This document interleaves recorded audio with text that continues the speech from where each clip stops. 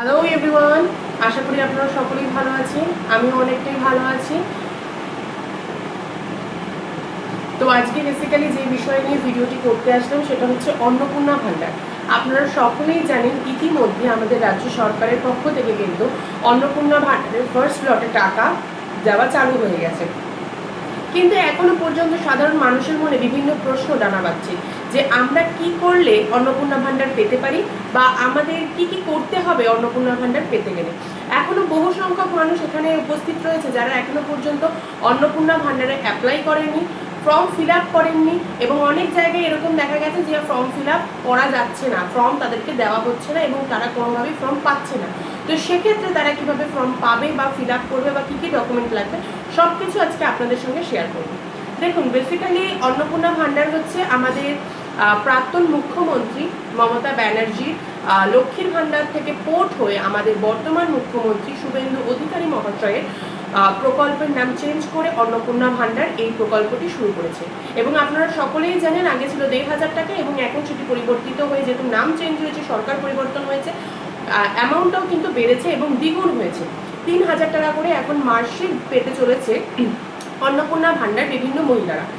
এবার কিছু কিছু ক্ষেত্রে যে সমস্যাগুলো দেখা যাচ্ছে যে আমাদের স্থানীয় যে বিজেপি নেতারা রয়েছেন তারা কিন্তু বিভিন্ন জায়গায় ফর্ম ডিস্ট্রিবিউট করছে, কিন্তু অনেক ক্ষেত্রে দেখা যাচ্ছে তারা এখনো পর্যন্ত ডিস্ট্রিবিউশন করছে না। তো সাধারণ মানুষের হাতে কিভাবে ফর্মগুলো পৌঁছাবে এটা মানুষের মধ্যে একটা প্রশ্নচিহ্ন রয়ে যাচ্ছে।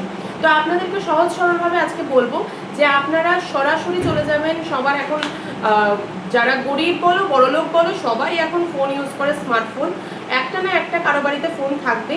তো সেক্ষেত্রে তোমরা গুগলে যাও এবং গুগলে গিয়ে government of West Bengal search করে বা সিকিউরিটি সার্চ করে তোমরা গভর্নমেন্টের যে ট্রাস্টেড পোর্টাল রয়েছে সেখানে গিয়ে তোমরা কিন্তু ফর্ম নিতে পারো।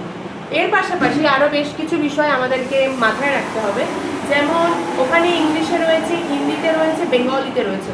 তুমি যেই ল্যাঙ্গুয়েজে সুইটেবল এবং তুমি যেই ল্যাঙ্গুয়েজে পারদর্শী সেই ল্যাঙ্গুয়েজে তুমি ওখানে ডাউনলোড করবে এবং তোমার সামনে বা পাশে কোনো প্রিন্ট আউটের দোকান থেকে ওটা প্রিন্ট আউট করে বার করলেই ওটাই তোমার ফর্ম। তবে সবসময় আমি সবাইকে একটা কথাই বলে রাখছি যে ফর্মের ভেতরে ওয়াটারমার্ক হিসেবে পশ্চিমবঙ্গ সরকার, যদি তুমি বাংলায় ফর্মটিকে বার করো এবং যদি তুমি ইংলিশে বার করো তাহলে গভর্নমেন্ট অফ ওয়েস্ট বেঙ্গল এই লেখাটি কিন্তু অবশ্যই দেখে নেবে, কারণ এই লেখা ছাড়াও কিন্তু অনেক ফর্ম বাজারে বিক্রি হচ্ছে। তো সেই বিষয়ে কিন্তু সচেতন থাকতে হবে। এবার অনেকের প্রশ্ন থাকতে পারে যে আমি ফর্ম কেন টাকা দিয়ে কিনবো। দেখো, যেহেতু তোমাদের স্থানীয় যে নেতারা রয়েছেন তারা তোমাদেরকে প্রোভাইড করছে না, সেক্ষেত্রে তোমাদেরকে কিন্তু এটা কোনো সাইবার কাফ থেকে নিতে হবে বা তারা ব্যবসা করছে, তো সেক্ষেত্রে তোমাকে কিন্তু টাকা দিতে হবে। 25 টাকা বা 20 টাকা সামথিং অ্যাপ্রক্স ওরা একটা কিছু নিয়ে তোমাকে ফর্মটা দেবে। এরপরে আসি ফর্ম ফিল আপের ক্ষেত্রে। তো ফর্ম ফিল আপের ক্ষেত্রে বিশেষ কিচ্ছু লাগে না, তুমি তোমার Aadhaar card, voter card, PAN card, ration card, ব্যাংকের প্রথম পৃষ্ঠার জেরক্স, এর পাশাপাশি তোমার যদি মানে জমির দলিলে কত অংশ তোমার জমি রয়েছে সেটা যদি শতকে ক্যালকুলেশন করে নিয়ে যেতে পারো, যে পারদর্শী তার কাছেই আমি বারবার করে যেতে বলছি। তার একটাই কারণ যে সরকারি কোনো ফর্মে কিন্তু কাটাকাটি বা এই ধরনের ভুল জিনিসগুলোকে তথ্য দেওয়া যায় না, তোমাদেরকে কিন্তু সঠিক তথ্যটাই দিতে হবে।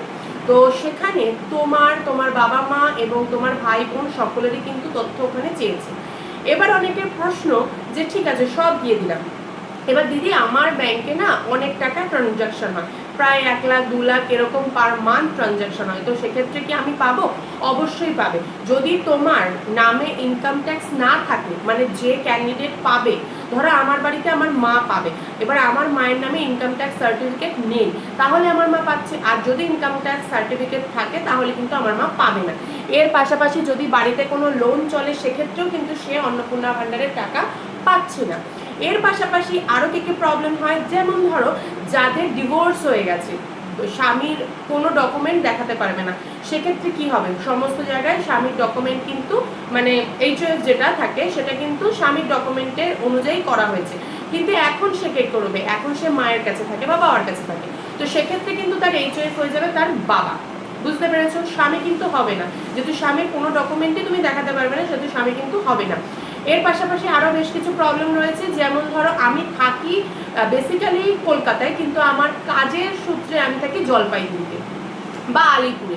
তো সেক্ষেত্রে আমি কি করবো, সেখানেও কোনো সমস্যা নেই, তোমরা এখানে ফর্ম ফিল আপ করে দাও। মানে তোমাদের বাড়িতে তো কেউ না কেউ থাকে, তাকে বলো ফর্ম ফিল আপ করে জমা দিতে। আর ওখানে কিন্তু তোমাদের কোনো সিগনেচারও লাগছে না, যারা ক্যান্ডিডেট তাদেরকে কিন্তু কোনো সিগনেচারও লাগছে না। এবার অনেকের মনে হতে পারে যে আমি কাজের সূত্রে বাইরে থেকে, তাহলে আমি অন্নপূর্ণা ভান্ডার পাবো কি করে? দেখো, কাজের সূত্রে বাইরে মিনস অনেক কিছু বোঝায়। কেউ অসুবিধায় পড়েছে, তাকে আমি সাহায্য করতে গেছি, আমার ফ্যামিলি মেম্বার, সেক্ষেত্রেও হতে পারে।